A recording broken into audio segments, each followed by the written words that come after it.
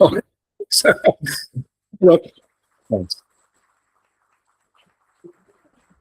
welcome everybody, and let me just add to Steve's thank you for being here.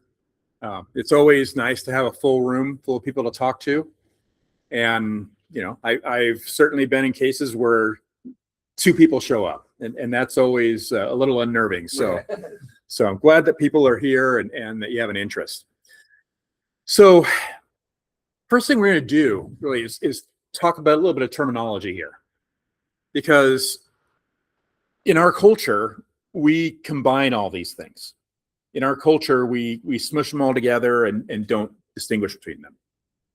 So when we talk about, and I'm actually going to go a little bit backwards here, when we talk about imagination, imagination is a skill, it's a faculty, it's a ability that we have. And that in itself is neutral. It's not good or bad, it's not strong or weak, it just is. I've heard it said that imagination is in fact magic itself, because there's really nothing we can imagine that we aren't simultaneously creating.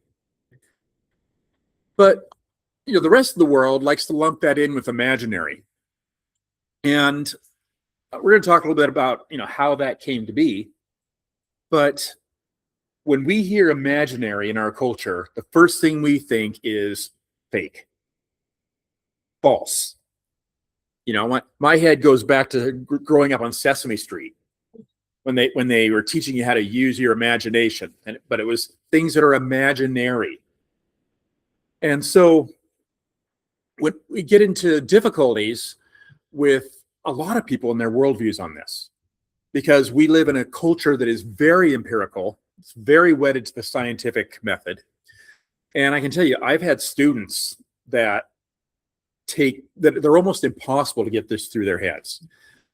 It can be really difficult to help them understand that not everything is bean counting, that there are realities beyond just what we can absolutely measure. So a lot of what we're going to talk about, though, is the imaginal. And I'll get into later in the talk, kind of dig into that more.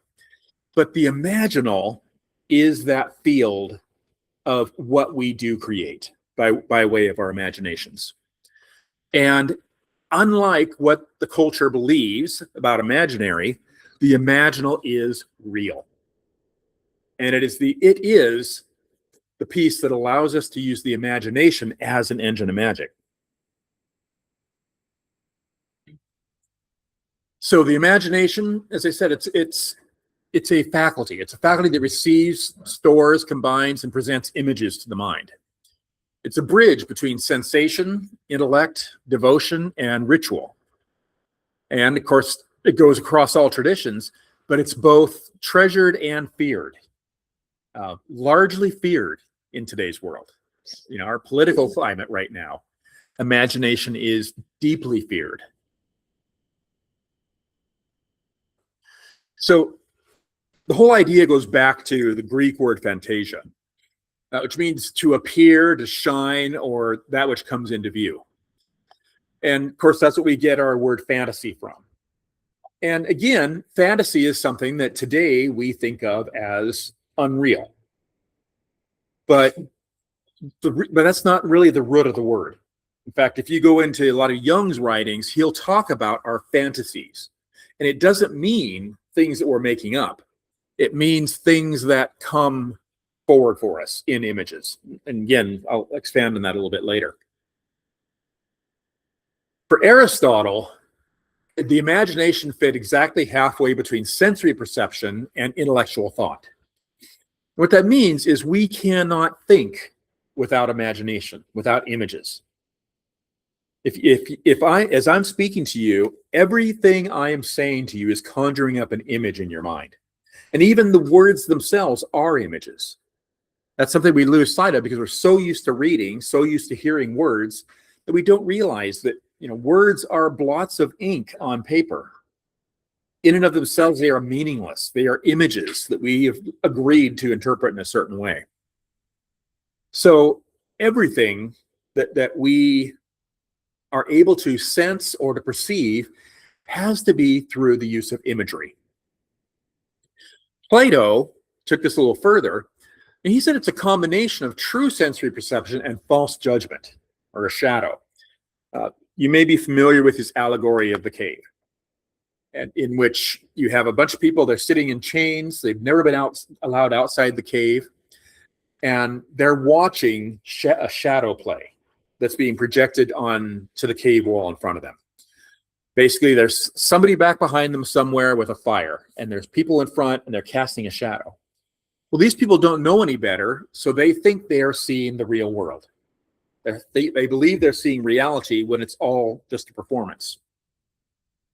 So for Plato, that, yes, it's sensory perception, but it leads to a false judgment. Stoicism was largely the same, except that it kind of went to this whole tabula rasa idea, which even a lot of our psychology today, in mainstream psychology, likes to think of the human mind as a blank slate, that we are born completely empty. That is definitely not a Jungian concept. For Jung, we come with a whole lot of baggage. We come with a collective unconscious, a collective memory, if you will, of all of human existence. And we see the same sort of thing in the animal world. If you take a small rodent, for example, that's never been outside, and you show that rodent the silhouette of a bird of prey, that rodent will panic. Because it's something basically already encoded. It's something that's already in that deep ancestral, be it DNA, whatever it is, it's there from birth.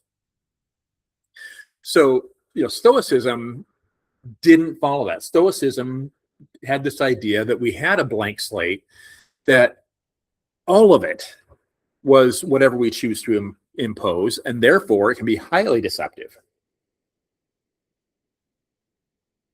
Neoplatonism comes in, and it starts into this idea of the cosmos as ordered and symbolically connected. And this is something we'll see, develop on through over the ages in Magick, because it's a hierarchically ordered and symbolic cosmos. When we look at planetary magic, we're looking at an order of hierarchies, for example. In this concept, ritual forms can mediate divine presence rather than just represent ideas. So all of a sudden, you have the idea that forms, be it ritual, be it any other form of imagination, images, if you will, can actually carry something of the divine essence. That they're not just neutral. They're not just words. So imagination becomes the tool in receiving and stabilizing those kind of encounters. The symbol starts to function as a vehicle of presence, therefore, not just a sign. Now, one thing that kind of helps clarify this a little bit, Jung distinguished really carefully between a sign and a symbol.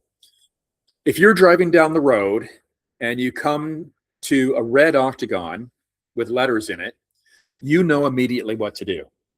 You all did it on your way here tonight. You all knew that meant to stop. It did not have multiple meanings. It meant one thing, and that was already defined for us. A symbol is multivalent. A symbol has many interpretations, many meanings. It continues to unfold. Give you another good example. The religious tradition that I used to belong to had a very important ritual that was very sacred to them. And it was filled with a whole lot of symbolism. And initially there was an urge to think into these things and understand and find out what it meant and what it meant for you as an individual. In recent years, that ritual has been gradually shortened. A whole lot of elements have been stripped out of it. But the latest iteration, they took what once had been a physically acted out ritual with human beings and basically turned it into a PowerPoint presentation. And it's not much better than what I'm showing you right now. In fact, I'd say it's a little worse art from what I've seen. But the thing that's kind of funny about it is that tradition is very concerned with being perceived as Christian. And so what they've done is they've shrunk down the ritual. They've taken all the human element out of it so they can standardize it more carefully. And basically every few minutes through this ritual, they're stopping you and saying, this thing we're showing you, this is about Jesus. Well, we can kind of smile to ourselves and chuckle at the fact that, yes, they're really desperate to be seen as Christian. But the crime here is they are turning symbols into signs, because that happens to be a very hierarchical, very authoritarian religious tradition. So when the leadership of that tradition say, this is what this means, it's the end of the discussion. It shuts down thought and exploration and growth instead of expanding on it. So they are literally turning the symbols into signs. And so that's what Neoplatonism gives us, that the symbol is not just a sign. It opens up, and it opens up to presence beyond just ideas. So in time, with Christianity, we have this rich ancient tradition of image, but Christianity restricts that to spiritual discernment.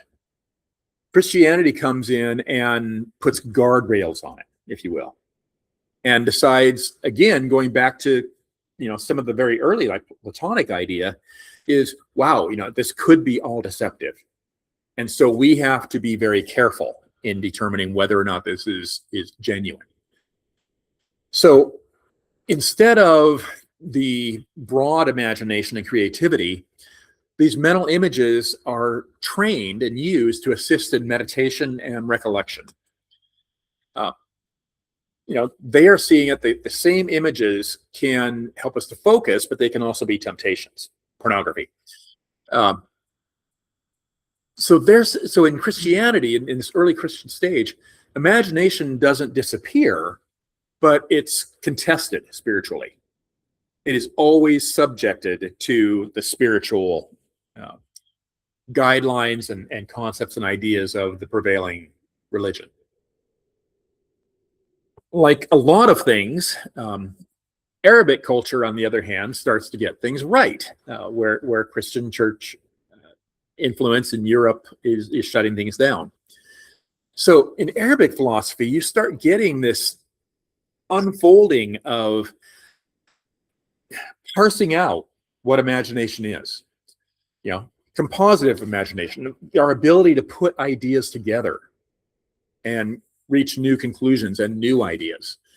Estimation, our ability to reason from what we have seen and imagine into the logical end of that, as well as memory. Latin scholasticism uses these and starts to explain cognition and judgment.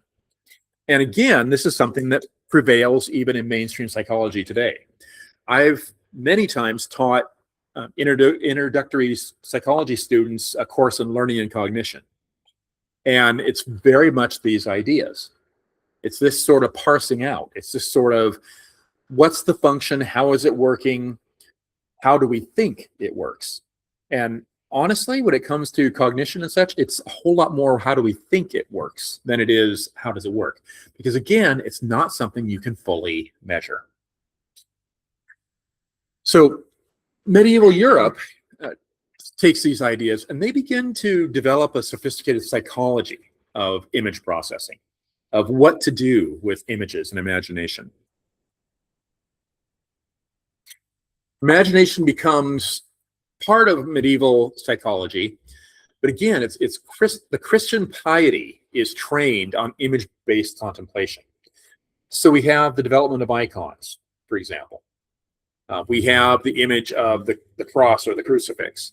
We have these approved images, if you will, that the pious are expected to focus on in meditation and contemplation, so that it keeps those guide rails on. So it's okay to use the imagination, but we're going to tell you how and when it's okay. In the course of that, though, visualization and memory become part of devotion.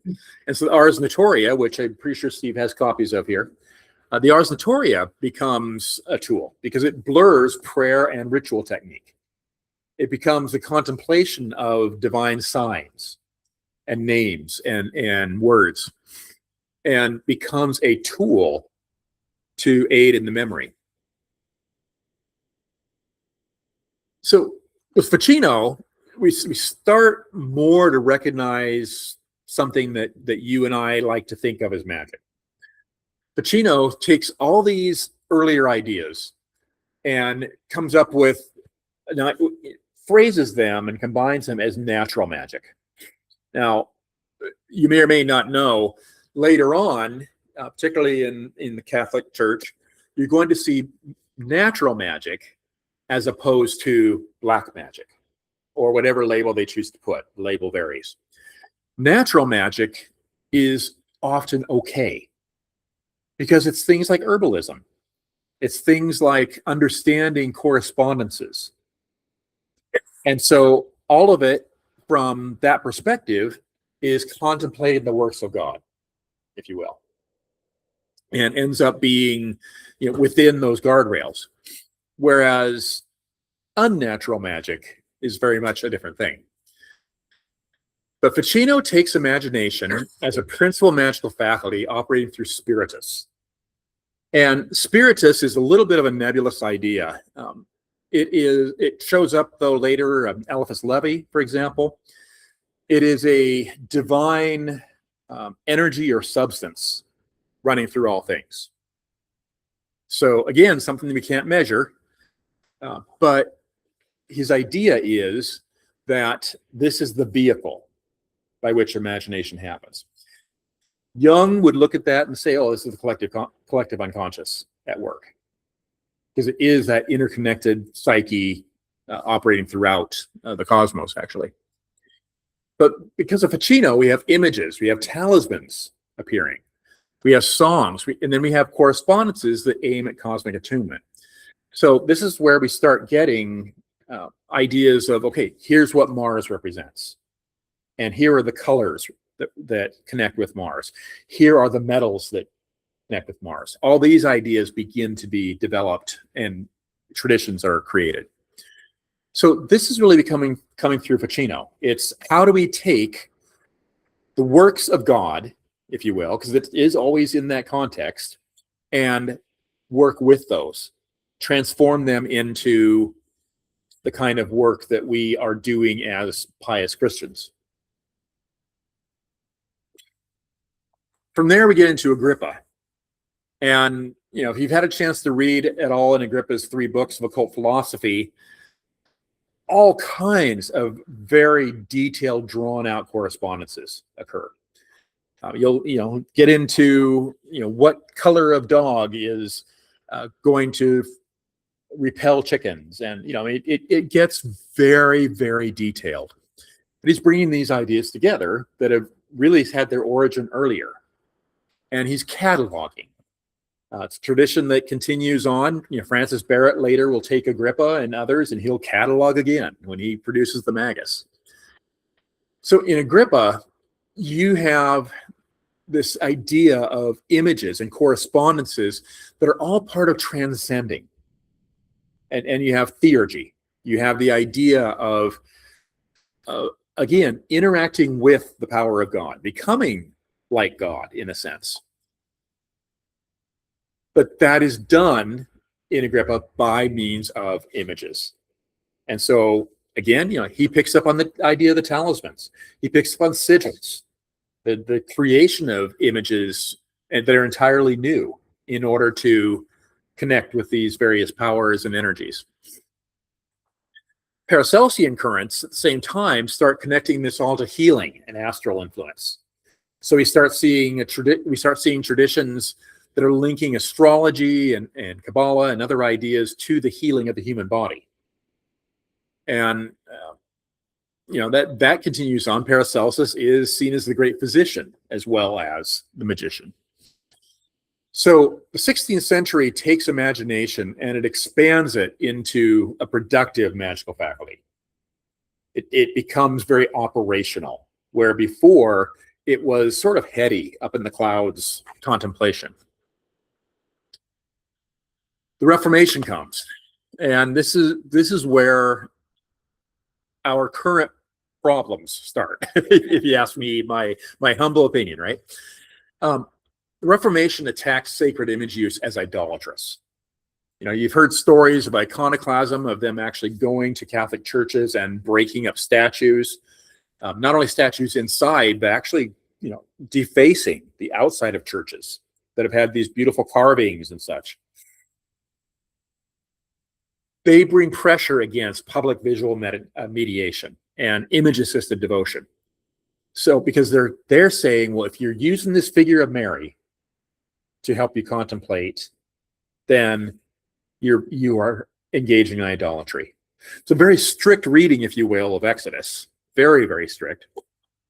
But it's part of their major complaint. So Protestant, attacks link idols to the image-making power of the mind. And this is where we start to see imagination explicitly suspect. Even though we had the idea back with the Stoics that, yes, imagination could deceive us, and Plato said our imagination may be misinterpreting what we're seeing to begin with. Here, imagination specifically comes under attack because it is it's the risk of heresy. You may think the wrong thing. And, it's easy to point at the Reformation and say this, but it's a tradition that continues in a lot of religious movements even today. We still see religious groups that are trying to tell people what they may think, what is okay to imagine. So after this, the Reformation turns imagination inward. Instead of having the ability to focus on external images, it's brought inside, and the Word, the Bible in this case, ends up replacing a lot of sacred images. And that's not entirely misguided, because like we said at the beginning, words are also images. So the name Mary is just as much an image as a statue of Mary. The name Babylon is as much an image as a statue of Babylon. So the attention starts to go there. This is where esoteric practices start to try to preserve the symbolism and these ideas that we were starting to see from Ficino and Agrippa.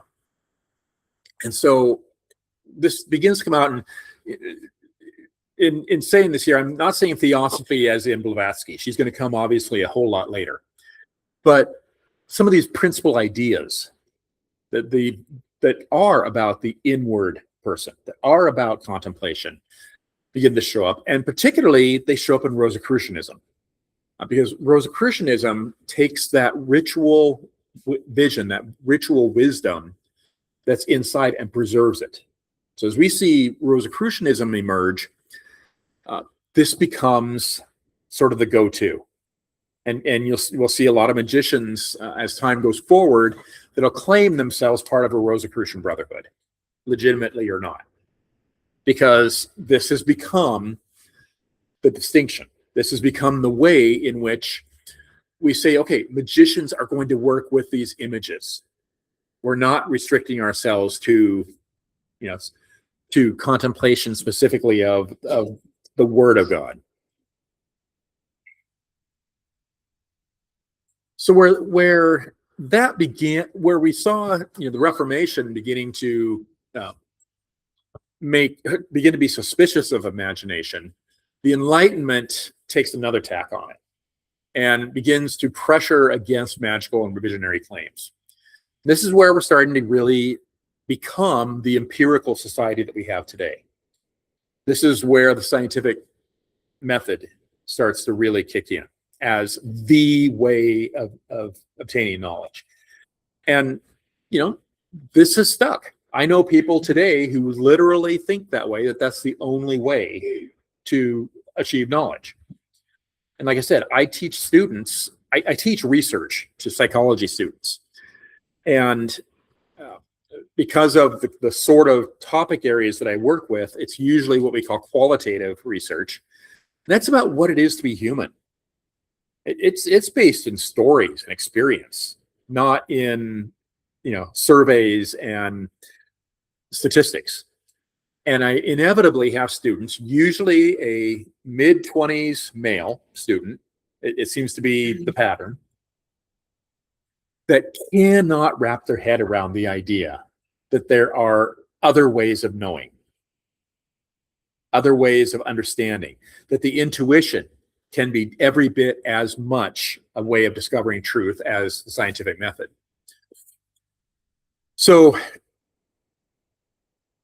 here we have to be careful, because under the Enlightenment, imagination becomes more and more vulnerable to being reduced to subjectivity or fiction.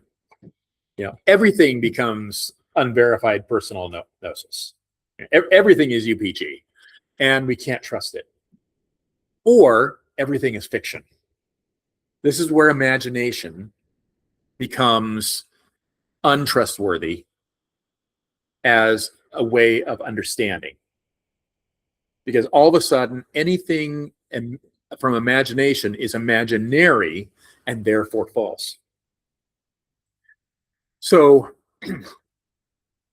at this point, this challenge that society is dealing with in terms of imagination doesn't get solved. It becomes sharper. Esoteric uses are continuing. They're using it in religion. They're using it in their writing. They're using it in occult subcultures.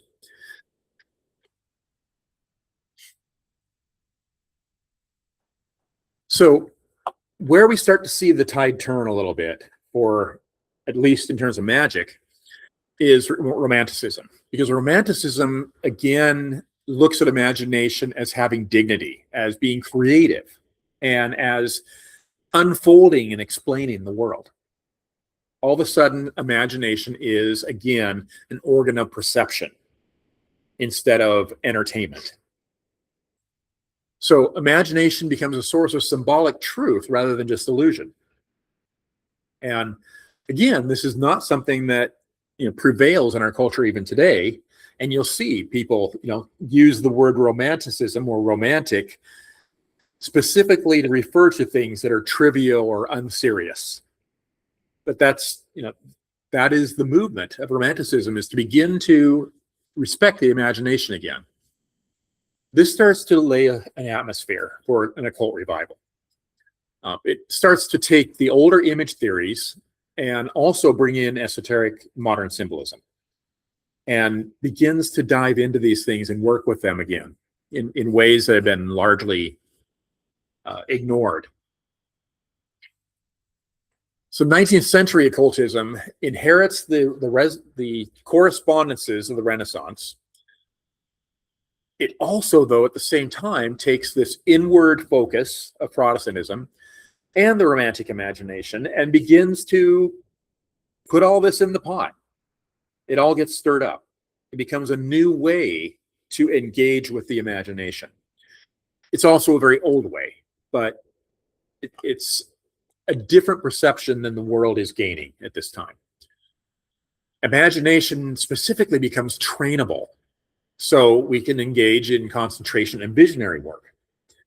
And this in itself is something where earlier in the Christian tradition, it could be used to contemplate, it could be focused. But here we're actually saying it can be trained as a tool. It can be sharpened, it can be wielded as a tool. So we start to see esoteric orders like the Golden Dawn and such begin to codify and really try to lay out in a formal way what this looks like, what these practices look like.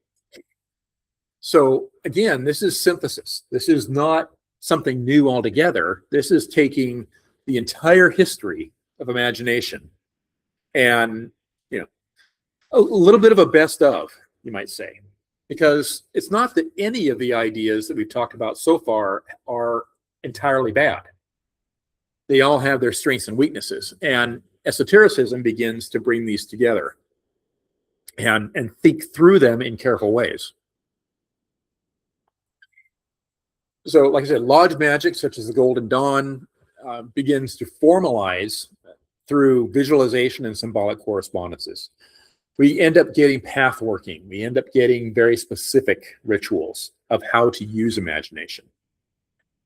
Magic ends up being tied to a disciplined entry into a structured imaginal field. So we are stepping into, when it says an imaginal field, that is exactly what we're stepping into. Now we can look at that in a really blatant or literal way, if you will, with the creation of an astral temple. But it's not even just that. It is when we talk about an imaginal field, it's a worldview as much as anything. It is a context. It is an ability to say, okay, we're going to enter into this place where we entertain these ideas. And we're going to do so with intention and in certain ways that we have developed and worked with. So imagination becomes a trained ritual faculty and not just fantasy. And then it goes up, see, there goes back, fantasy here is getting used in the modern way, as opposed to its real meaning, fantasia. But you get the idea. So a couple of people I want to talk about as that movement happens, and we start talking about, how do we put this all in communication with thinkers like Carl Jung, and how do we apply that in a useful way? So one of the great individuals to hit on this journey, if you will, is Henri Corbin. Corbin was primarily a scholar of Islam and Arabic culture, and genuinely brilliant, because he wrote a very famous essay called Mundus Imaginalis, or the imaginal world. And what he argued is that we have a physical world, we have a spiritual world, but we have an imaginal world that's in between those, that is every bit as real as the other two are. So what he's saying is, like I said, he's restoring an ontological seriousness. Ontology, you may have heard that word thrown about, you may not have. It's what is actual meaning making? What is counted as real knowledge? So he's saying we need to actually take this seriously. We work with our visionary, our symbolic experience. We take these and bring them together with all these tools, but we're doing it in a way that takes the imagination seriously. And this is where you get, the visions of the prophets and such. The green man of Islam that, sometimes is attributed to be Moses, sometimes is attributed as Hermes Trismegistus. Part of what he is teaching is this use of the imaginal world, of this faculty. So by doing this, Henri Corbin gives us a language that allows us to defend imagination. Where most of the world wants to say it is just imaginary, where it's not to be taken seriously, we're able to actually take this stance and say, no, actually, we have long-standing traditions that say this is something to be taken seriously. And does that mean we take everything we come up with seriously? Maybe not. But the imaginal becomes this in-between phase that we do count as real. And by doing that, we're allowing ourselves to open up, not only in ways of gaining insight and knowledge, but actual life experience. Every one of us in this room who's ever engaged in any magical ritual has probably thought at some point, or had an experience and thought at some point, well, did I just think that all up? Was that all in my head? And of course, we have the portrait of Lon over here. His way of answering that. Of course, it's all in your head. You just have no idea how big your head is. Same thing. J.K. Rowling, I'm pretty sure, stole from Lon at the end of the Harry Potter series. when Harry's having his vision of Dumbledore, who's dead, and at the end of it, he's like, wait, tell me, is this real? And Dumbledore turns and says, well, is this real, or is it all in my head? And Dumbledore turns and says, well, of course it's all in your head, but how does that make it any less real? So, like I said, I'm pretty sure she stole from Lon and just reworded there. But in any event, we are able to use this as something legitimate and real. We're able to understand that what we gain in those states is to be taken seriously. And so, for example, scrying with spirits, that's, we can read forever and ever about people who say, oh, I conjured this spirit to visible manifestation, and they were standing right in front of me, and I heard them audibly, and if my tape recorder had been on, it would have been showing up. Okay, that may have been their experience. Most of us don't have that experience. Most of us will perceive these spirits in other ways. And it does leave us open really easily to saying, well, wait, did I just make that all up? And what Corban is saying about the imaginal is, does it matter? It actually doesn't. It does not make a difference. And again, if you go back to the idea that, really any act of imagination is a creation, then this is where it's going to lead. I had an experience in 2014 when I went to Rome with my best friend. And we get there in late June, early July. Never go to Rome at that time of year. It's horribly humid and hot. But we dump everything at our hotel and we go out walking in the city. And we come across this huge flight of steps. Goes through a couple arches, so you can't tell what's up at the top, but there's a lot of people going up these steps. It turned out the steps were famous. There was some, notorious murder that took place in the Middle Ages there. But we wanted to see, okay, there must be something up there, so we follow up the steps. And, after this long haul and, hearts are pounding because it's hot and humid, and you finally get up there, and it's this little courtyard with a really, really ugly church. And I mean ugly. It looks ramshackle. It looks time-worn beyond time-worn. But everybody's going in this church. And as soon as you walk in the front door, you see one reason why, because Michelangelo's statue of Moses is sitting in the entryway. And yes, it's amazing. It's gorgeous. It's breathtaking. But if that was the whole thing, people would walk that far and they would leave. And that's not what was happening. People are walking on further in. So, okay, must be something else here to see. We get up to the front of the church, and beneath the high altar, there's a glass and gold reliquary. And inside this reliquary, there's a pair of old rusty manacles and chains. And, and that's all it is. An old set of chains. Well, there's a placard that explains that these are allegedly the chains with which St. Peter was bound during his 2 incarcerations in Rome. And it tells the story about how, the church had one of these sets of chains. Some woman found the other set and brought it to Pope Leo, earlier Pope Leo, of course, who, when he took them both in his hands, they miraculously fused into a single chain. Now, I have a minor in history.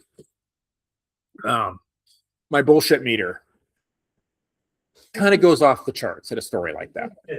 Okay, it's so easy to look at that and just say, okay, that's patently ridiculous.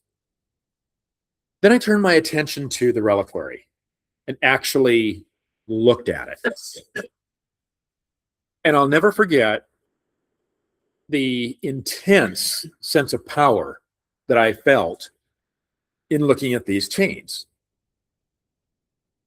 And I didn't understand it right away.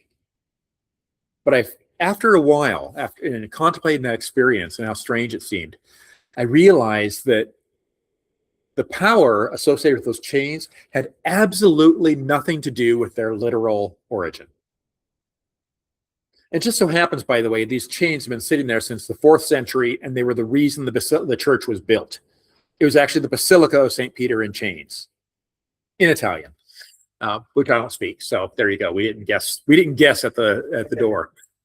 So they've been there a long time. What has happened over the last 16 centuries? People have visited and venerated that site, those chains.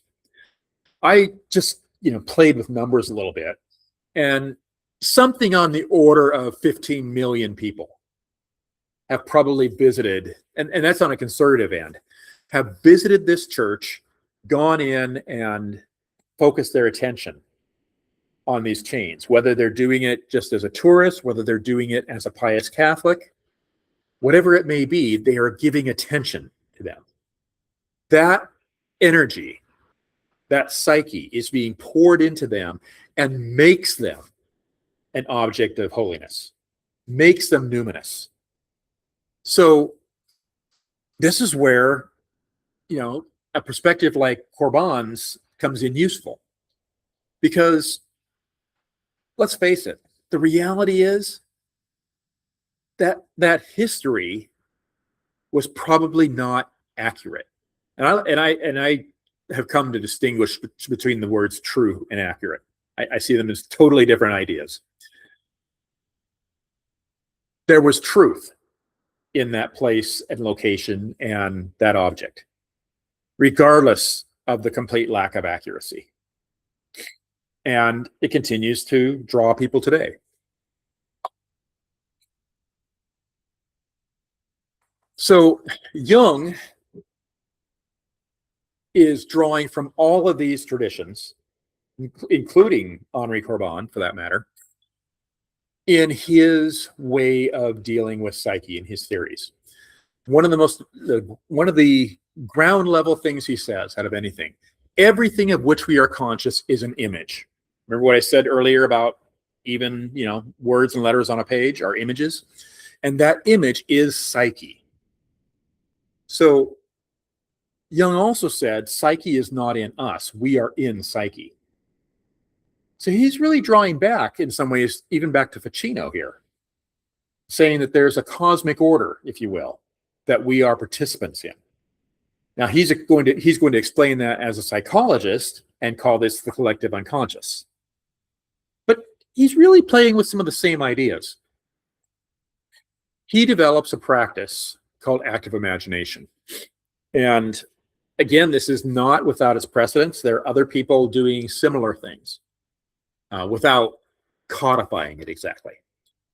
But in active imagination, what he told his clients was, you picture a scene. And that can be just something in your mind. It can be, one gentleman was using a travel poster that he was sort of transfixed by. So, and just contemplate that image and step into it. And let it unfold and see where it goes without conscious control.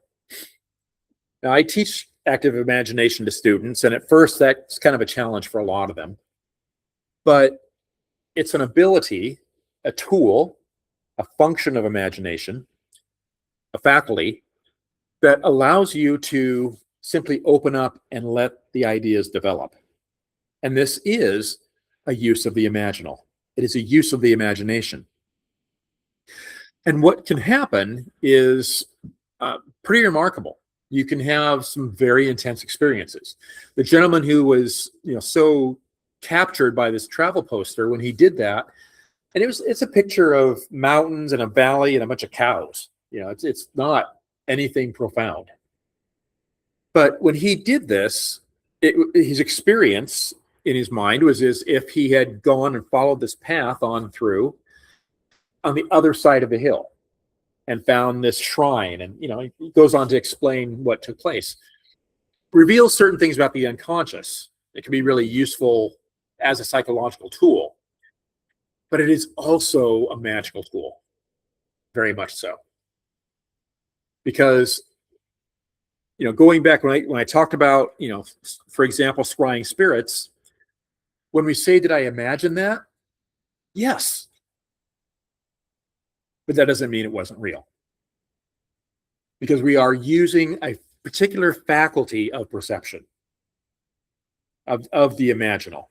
It's a different context. It's a different framework, a different setting, if you will.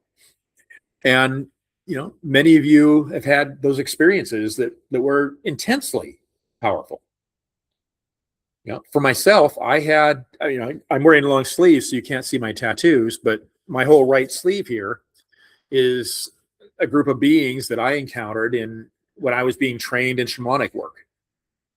And I encountered these beings, and they were telling me things that were just mind-blowing, things that, as far as I knew, had never entered my mind.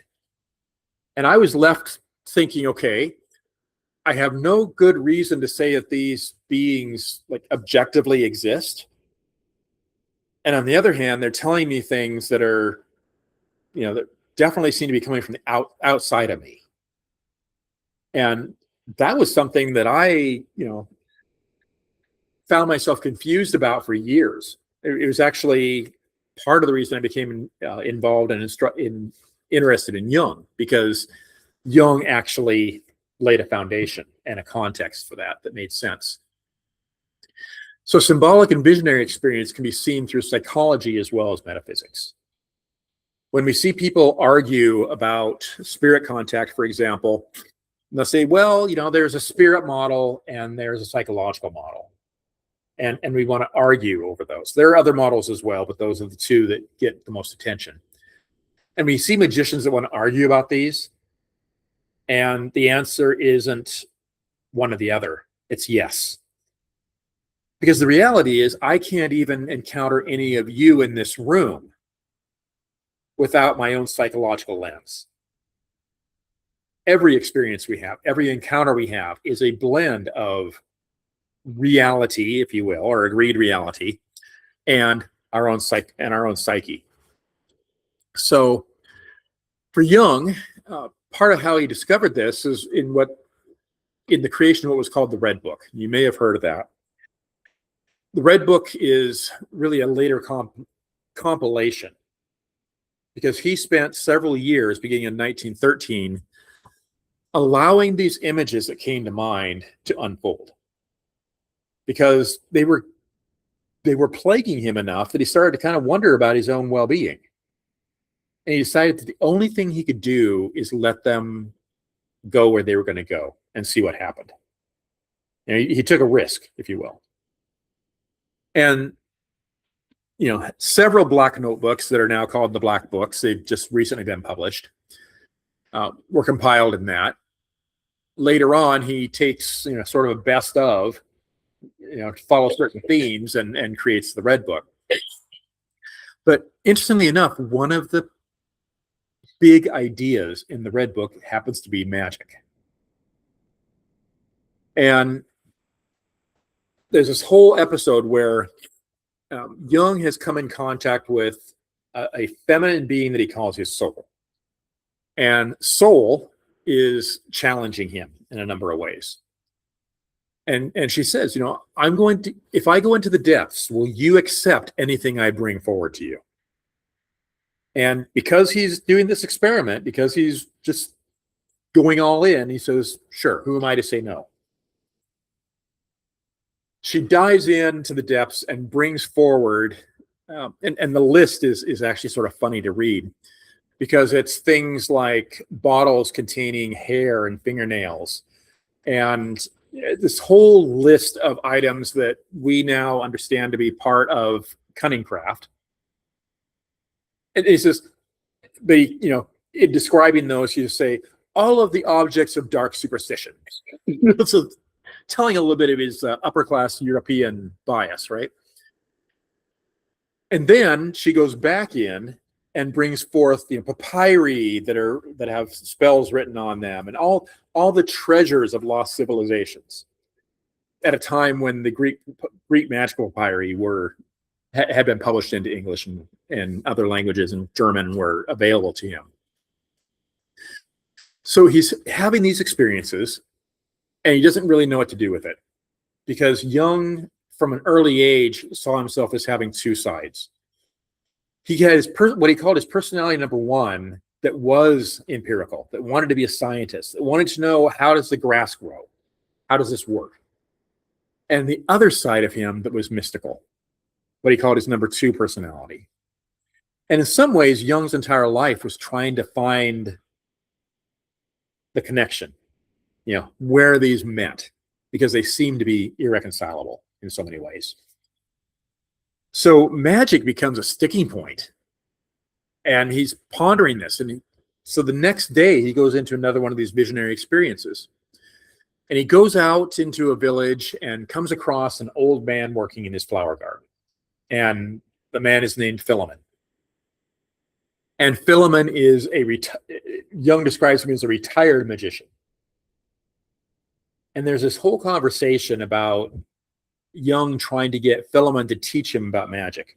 And Philemon plays with him. Philemon just gives him kind of smart-ass answers in some ways, because Jung isn't really open to those answers to begin with. And what finally comes forward, how are we doing on time here? Looks like we have a few minutes. What finally really comes forward is an understanding that he gains from Philemon that magic is everything that is irrational. That simple. And he tells Jung that he has to let go of his rationality if he is ever to understand magic. In fact, he even says that you rarely meet a young magician. They're usually old people who are beginning to lose their faculties. But his point simply being that as that iron grip on the empirical begins to loosen, these other experiences can come forward.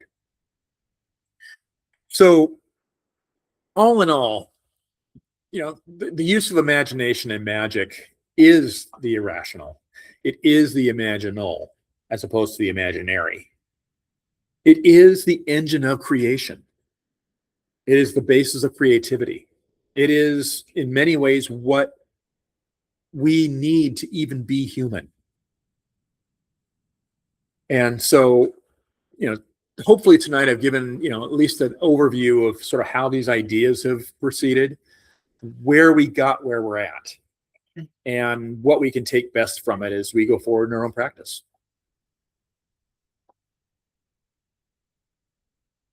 So just to summarize, images and symbols are mediating forms. The ritual works through imagination. Images can transform consciousness and reality. Fantasy alone is not enough. But as magicians, we treat imagination as operative, as a tool, not just an idle pastime.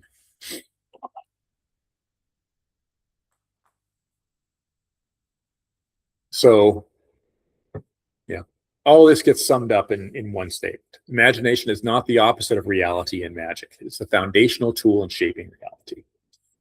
And with that, I'd be happy to answer any questions or hear thoughts.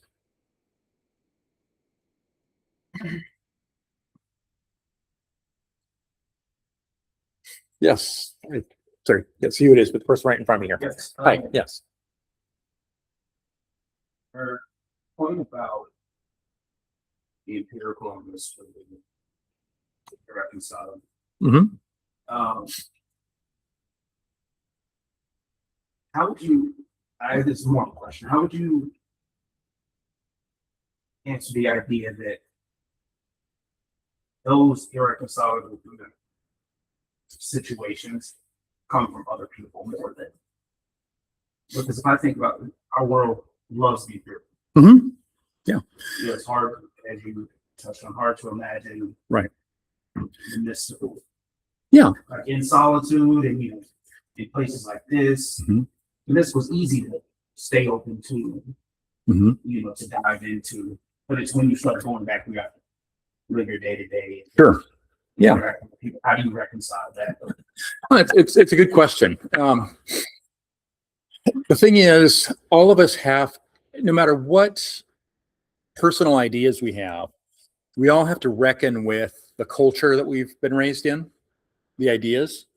For example, Jung said we don't get to ignore Christianity because we're all steeped in it.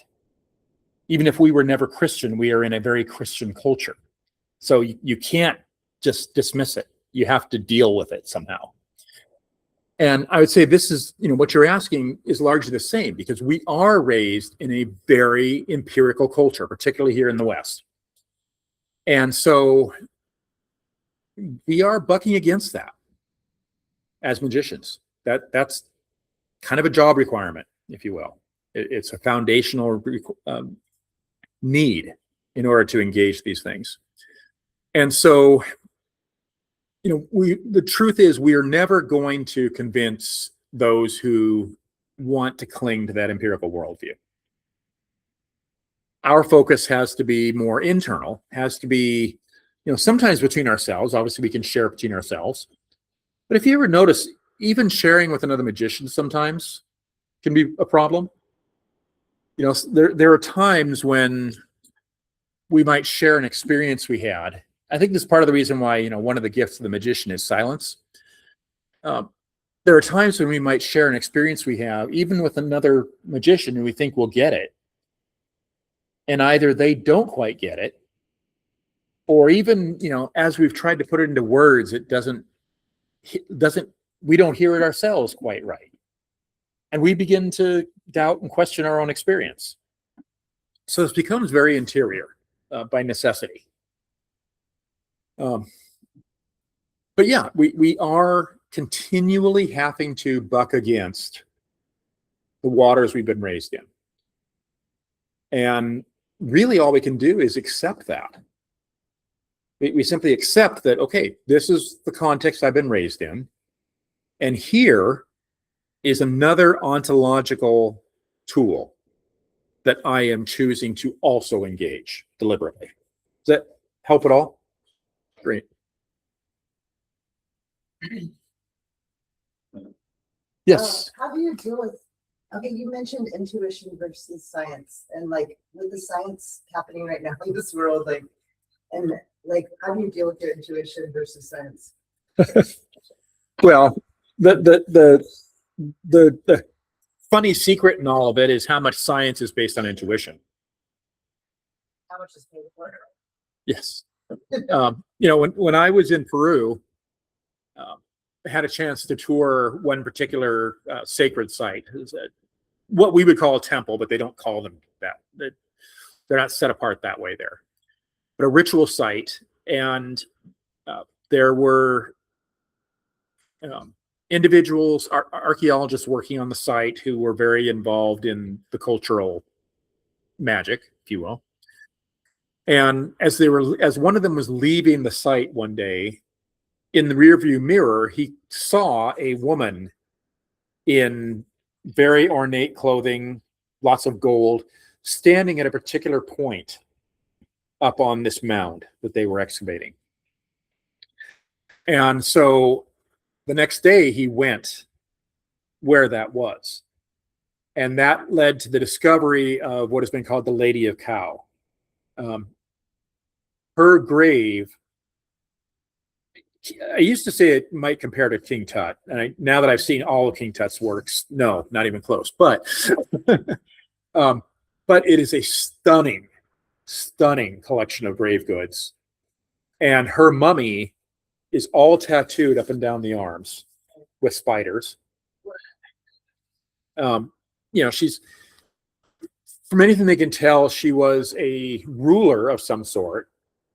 But from a magical standpoint, it's pretty clear she was also some sort of a priestess or, a religious functionary, a magic user, what have you. That kind of thing happens. A lot of our scientific discoveries have been based on intuition, based on dreams. Please. I'm a professional archaeologist. Oh, cool. Been doing it for 15 years. Mm-hmm. Very science-based, very difficult. Of course, yes. However, a lot of us in the field that I work with have private conversations about intuition, Mm-hmm. and many sites that we've discovered have been based on just that. Yeah. Exactly that. Just getting a feeling, and then going toward it, and then the rest of the crew being like, you're wasting time, we're supposed to stay on Kansas, we're supposed to get this many acres per day, what are you doing? Mhm. And then we go and find the site, and yeah, and then we all talk about it later on, like, this would never have been found. And then there's conversations afterwards when we're having our dirty beers at the bar. Like, I don't know, it was like a voice that was kind of through me saying that, like, you know, Mhm. it's pretty fun. I really feel when I look around. So. Yeah, I had an archaeologist who is in charge of the Mesa Verde, I believe it's called, rock art site in Colorado. He was my external reader on my dissertation. And it was so nice to have an archaeologist who also had a very open mind to what I was doing, because I was working with 36,000-year-old cave art. A lot of us do. A lot of us on the ground. Yeah. Yeah. So thank you for that. I appreciate it. So, yes, Mike. So we've talked a lot. You mentioned the psyche and the imaginal, and it's all in relation to what we're calling reality. Mhm. So I didn't get a really definition of what we're using as the term reality. Is that our shared experience, or how would you characterize reality in this country? Yeah. So, earlier I used the word reality, and I corrected myself to say shared or agreed upon reality. We agree on certain perceptions that we define as real. So that's one kind of reality. But all of these things that we're talking about are aspects of reality. Henri Corbin, that's part of his point, is that the imaginal is a reality just as much as the physical world or the spiritual world. Right, but what does that term mean in that context? Would you say reality?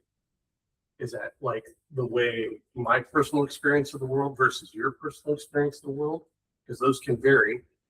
And is it the thing we can agree on in common that constitute reality in that case? Or, Yes, and okay. because there are aspects of your reality that are different from aspects of my reality. Absolutely. And yet we've had experiences that we know in our gut not to shrug off. Reality, I think, is an overly limiting concept, a poor word in many ways. We have somebody online and then front row.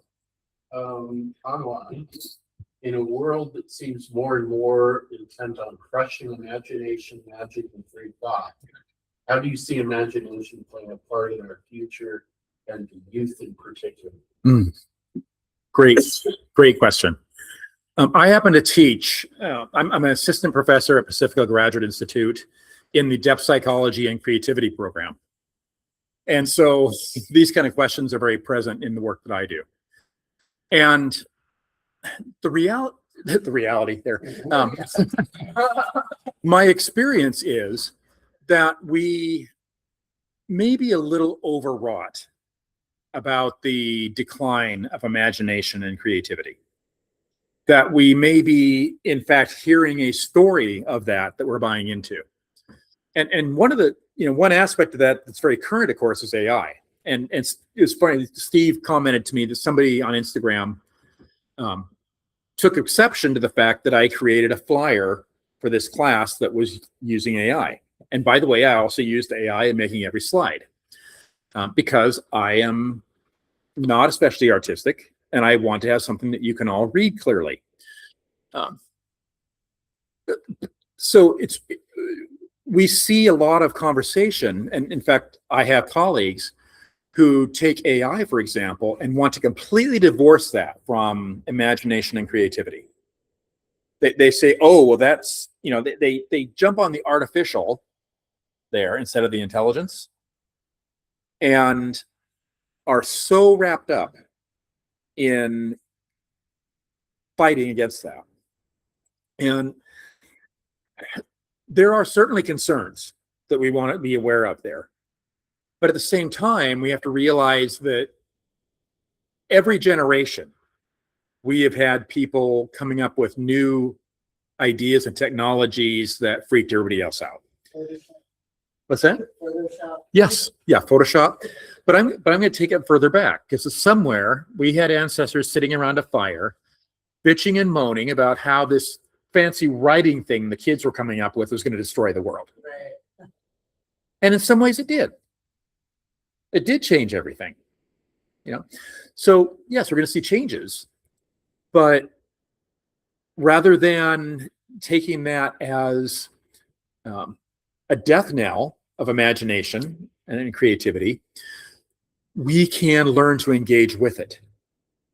Because of my particular background and my perspective, I believe that we are manifesting a new sort of consciousness. And I've written and published on how we actually need to engage with AI as our offspring, rather than as a automaton or an empty tool. And those who have played with AI, if you do it enough, it's pretty amazing what kind of insights can pop up. So, whenever we're using it, we are training it. It is learning, just like those who have children see their own children learn and put different ideas together. It's certainly a challenge. I think the bigger worry that sort of, and may even be part of what this individual was asking about, I think the bigger worry is that we are seeing forces in our world that want to very much destroy imagination and creativity. So, for example, right now, student loans are about to be heavily restricted for people, basically anybody working outside STEM, because the humanities and some of these other areas are foundational to critical thinking, and there are individuals in this world who do not want to see a populace capable of critical thinking. And so they want to see that creativity and that imagination restricted and squelched. Kind of goes back in some ways to what we were saying about the earlier part of Christianity, when there were guardrails being put on because there was a desire to control what and how people thought. You had a question in front? Oh, I'm sorry. Yes. Yeah, I had a question about your claim is empiricism and magic. Mhm. Just sort of probe at that a bit. There are certain magical practices that make predictive claims about the external world, Sure. scrying, Mhm. for example, Mhm. and you can judge the efficacy of that and Mhm. empirically determine. Sure. Yeah. Dean Radin, for example, That's what I was is doing good work in that. And to be more precise, what I was saying was Jung, in his own personal life, was trying to reconcile his empiricism and his mysticism. And I think he struggled with that throughout his life. In saying that, I'm not trying to say they're not reconcilable. I think they're both necessary. Okay, thank you. But just that, I do see that he struggled with that. And there were some good reasons for it. Not all of which were internal for him. Some of them were external realities that he was dealing with that had to be worked with in order to make sure that psychoanalysis, for example, would be taken seriously as a tool. Because at that time, Freud first developed it. Freud was Jewish, even though he was an atheist. And the big fear was that it would be perceived as Jewish psychology at a time when anti-Semitism was on the rise. So that there are a lot of balls in the court. Do you make it certain does it have on an easy street these days either? No, he doesn't. Thank goodness people like him are doing that work. But it's work that I think is terrific when we can find creative ways to apply empiricism to some of these ideas, and vice versa. At the same time, I think we have to be able to accept when we can't or don't know how yet. Yeah, thanks for asking. Yes. Like I've talked for a bit with that, analysis, knowledge, science. Oh. Or history, yes. Yeah. Okay, I have, a provocation and question. Great. I like being provoked most of the time. It seems like the way that we've been talking about this, and like what you have said specifically here, is trying to overcome this conception of dualism between reality and imagination, or empiricism and the discovery of truth, rather than imagination, as we understand it, is a tool, technique, and modus by which we can, achieve a kind of reality. Sure. Empiricism is the same kind of thing, is understanding truth through the observation of reality as we see it, observe it, and have. As you said here, Jung says that psyche is not in us.